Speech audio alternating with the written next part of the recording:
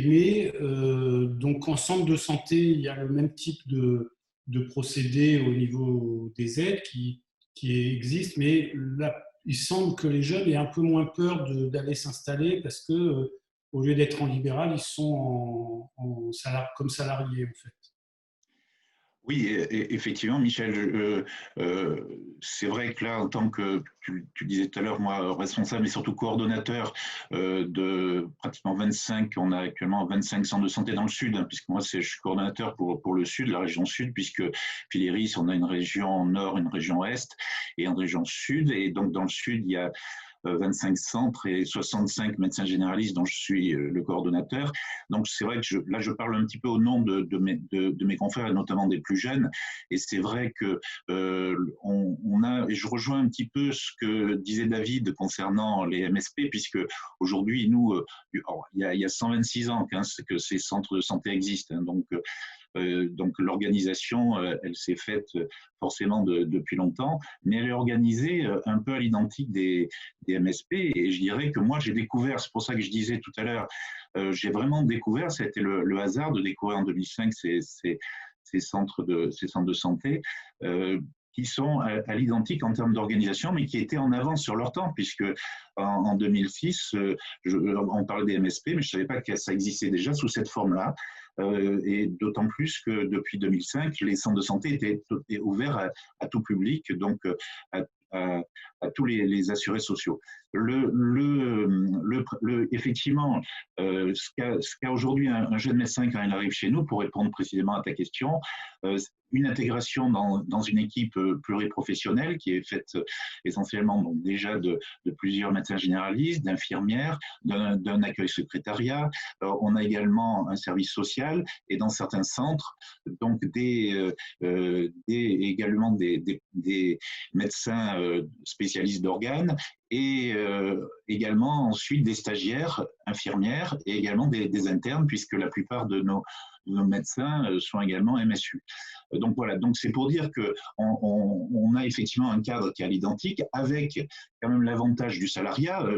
Pour ce qui concerne l'exercice, moi je dirais que ça c'est à l'identique dans une MSP. Les avantages sont surtout concernant le salariat, puisqu'on bénéficie, comme tout salarié, de 5 semaines de congé, auxquelles se rajoutent 2 semaines également de RTT, ce qui nous fait 7 semaines de congés payés. En plus, on a aussi pour les médecins, ce qui est intéressant sur le plan professionnel, c'est de bénéficier de journées de formation continue et également de journées spécifiquement dédiées à la santé publique et à la prévention, où on consacre pas à des consultations classiques, mais on se relaye là dans nos centres de santé pour se consacrer à ça. Donc c'est vrai que ça c'est intéressant aussi pour les jeunes médecins de pouvoir faire de la prévention sur ces journées et des salaires attractifs parce que bien sûr on pourrait se poser la question de savoir est-ce que en entrant dans le salariat, est-ce que ça va être intéressant sur un plan effectivement rémunération. C'est quand même un élément important que moi j'entends souvent quand je reçois des jeunes médecins qui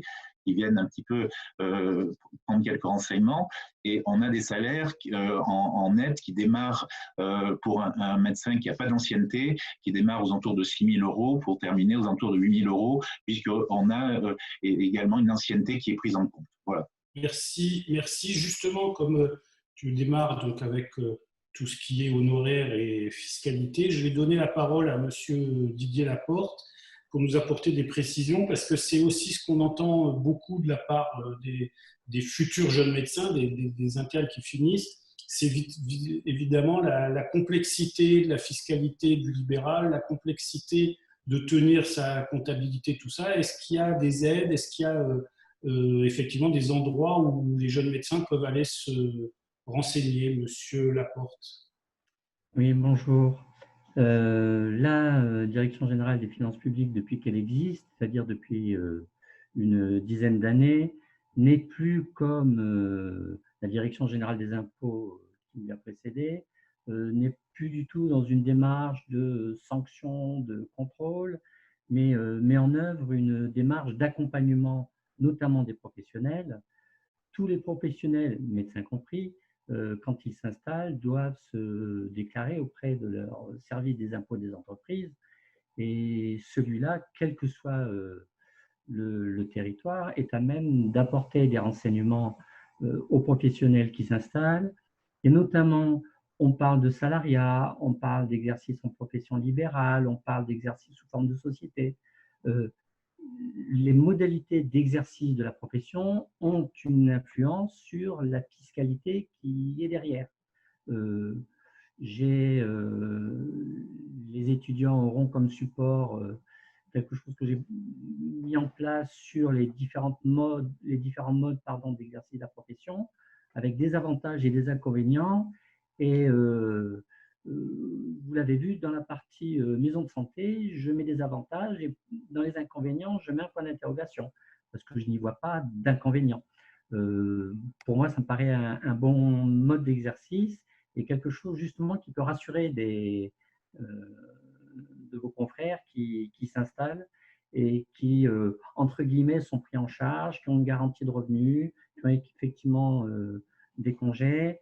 Ça me paraît une bonne chose, mais d'autres formes existent et ouvrent droit à d'autres aides, entre guillemets, que nous verrons plus tard. Merci beaucoup. Donc, d'un point de vue fiscalité, alors ce que vous nous dites, c'est un peu plus facile pour les gens qui sont en salariat, mais ce n'est pas forcément plus compliqué et plus comment dire, difficile de s'installer en libéral. Une précision, vous avez, vous, professionnels de santé, l'immense avantage de ne pas relever du régime de TVA, ce qui simplifie énormément vos obligations comptables et fiscales. Merci.